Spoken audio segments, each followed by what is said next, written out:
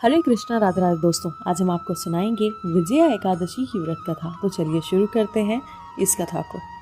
दोस्तों, कथा कुछ इस प्रकार है। युधिष्ठिर ने पूछा, वासुदेव भगवान, फाल्गुन के कृष्ण पक्ष में किस नाम की एकादशी होती है? कृपा करके बताइए। भगवान श्री कृष्ण बोले, युधिष्ठिर जी, एक बार नारद जी ने कमल के आसन पर विराजमान होने वाले ब्रह्मा जी से प्रश्न किया, सुरश्रेष्ठ, फाल्गुन के कृष्ण पक्ष में जो विजया नाम की एकादशी होती है, कृपया उसके पुण्य का वर्णन कीजिए। ब्रह्मा जी ने कहा, नारद सुनो, मैं एक उत्तम कथा कहता हूँ जो पापों का अपहरण करती है और साथ ही यह व्रत बहुत ही प्राचीन है, पवित्र है और पापनाशक है। यह विजया नाम की एकादशी राजाओं को विजय प्रदान करती है, इसमें तनिक भी संदेह नहीं। पूर्व काल की बात है, भगवान श्री रामचंद्र जी 14 वर्षों के लिए वन में गए और वहां उन्होंने पंचवटी में सीता तथा लक्ष्मण के साथ रहने लगे। वहां रहते समय रावण ने चपलतावश विजयात्मा श्री राम की को तपस्विनी पत्नी सीता जी को हर लिया। उस दुख से श्री राम व्याकुल हो उठे। उस समय सीता की खोज करते हुए वे वन में घूमने लगे। कुछ दूर जाने पर जटायु मिले, जिनकी आयु समाप्त हो चुकी थी। इसके बाद उन्होंने वन के भीतर कम्बक नामक राक्षस का वध किया। फिर सुग्रीव के साथ उनकी मित्रता हुई। तत्पश्चात श्री राम के लिए वानरों की सेना एकत्रित हुई। हनुमान जी ने लंका उद्यान में जाकर सीता जी को दर्शन किया और उन्हें श्री राम को चिन्ह स्वरूप मुद्रिका प्रदान की। यह उन्होंने महान पुरुषार्थ का काम किया था। वहां से लौटकर श्री रामचंद्र जी से मिले और लंका का सारा समाचार उनसे निवेदन किया।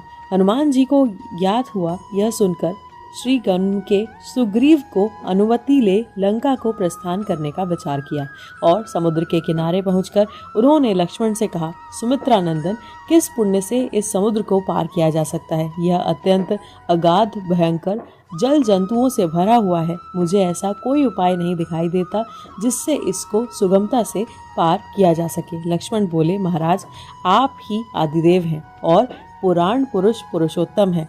आपसे क्या छिपा है? यह द्वीप के भीतर बलकादल्भ्य नामक मुनि रहते हैं। यहाँ से आधे योजन की दूरी पर उनका आश्रम है। रघुनंदन, उन प्राचीन मुनीश्वर के पास जाकर उनसे इसका उपाय पूछिए।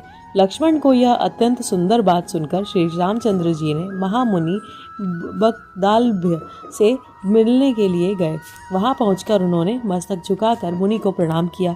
मुनि उनको देखते ही पहचान गए और ये पुराण पुरुषोत्तम भगवान श्री राम जी को, जो किसी कारणवश मानव शरीर में अवतरण हुए हैं, उन्होंने आने से महर्षि को बड़ी प्रसन्नता हुई।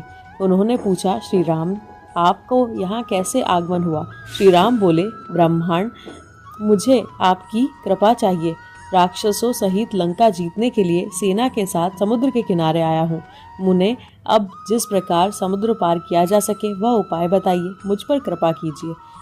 बलकादल्भ ने कहा कि श्री राम जी, फाल्गुन के कृष्ण पक्ष में जो विजया नाम की एकादशी होती है, उसका व्रत करने से आपको विजय होगी। निश्चय ही आप अपनी वानर सेना के साथ समुद्र को पार कर लेंगे। राजन, अब इस व्रत को फलदायक विधि सुनिए। दशमी का दिन आने पर एक कलश स्थापित करें। वह सोने, चांदी अथवा तांबे, मिट्टी का भी हो सकता है। उस कलश को जल में भरकर उसमें पल्लव डाल दें। इसके बाद ऊपर भगवान श्री नारायण के सुवर्ण में विग्रह की स्थापना करें। फिर एकादशी के दिन प्रातः काल स्नान करें। कलश को पुनः स्थिरता पूर्वक स्थापित करें और उसके बाद माला, चंदन, सुपारी तथा नारियल आदि के द्वारा विशेष रूप से उसका पूजन करें। कलश के ऊपर सप्त धान्य और जौ रखें। गंध, धूप, दीप और भांति भांति के नैवेद्य से पूजन करें। कलश के सामने बैठकर वह सारा दिन उत्तम कथा वार्ता आदि के द्वारा व्यतीत करें तथा रात में भी वहीं जागरण करें। अखंड व्रत की सिद्धि के लिए घी का दीपक लगाएं और फिर द्वादशी के दिन सूर्योदय होने पर उस कलश को किसी जलाशय के समीप, नदी, झरने या पोखरे के तट पर ले जाकर स्थापित करें और उसकी विधिवत पूजा करके देव प्रतिमा सहित उस कलश को वेद देवता ब्राह्मण के लिए दान कर दें। महाराज, कलश के साथ ही आप बड़े बड़े दान देने चाहिए। श्री राम, आप अपने यूथ पतियों के साथ इस विधि के से प्रयत्न पूर्वक विजय को व्रत कीजिए। इससे आपकी विजय होगी। ब्रह्मा जी कहते हैं, नारद, यह सुनकर श्री रामचंद्र जी ने मुनि के कथा अनुसार उस समय विजया एकादशी का व्रत किया। उस व्रत के करने से श्री रामचंद्र जी की विजय हुई। उन्होंने संग्राम में रावण को मारा, लंका पर विजय पाई और सीता को प्राप्त किया। बेटा, जो मनुष्य इस विधि को व्रत करते हैं उन्हें इस लोक में विजय प्राप्त होती है और उनका परलोक भी अक्षय बना रहता है।